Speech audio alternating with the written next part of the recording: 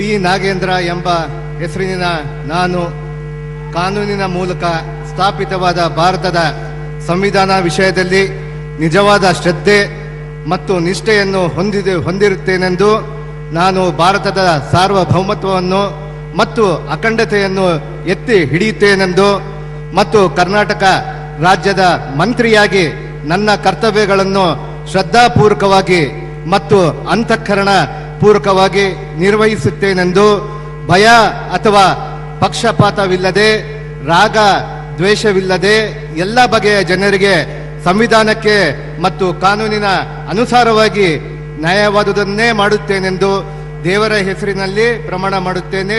ಶ್ರದ್ಧಾಪೂರ್ವಕವಾಗಿ ಪ್ರತಿಜ್ಞೆ ಮಾಡುತ್ತೇನೆ.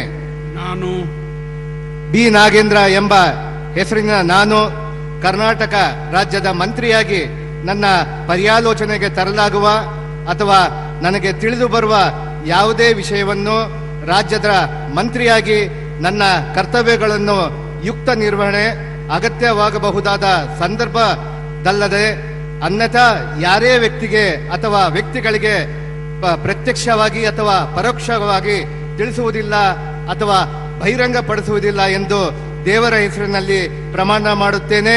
ಶ್ರದ್ಧಾಪೂರ್ವಕವಾಗಿ ಪ್ರತಿಜ್ಞೆ ಮಾಡುತ್ತೇನೆ.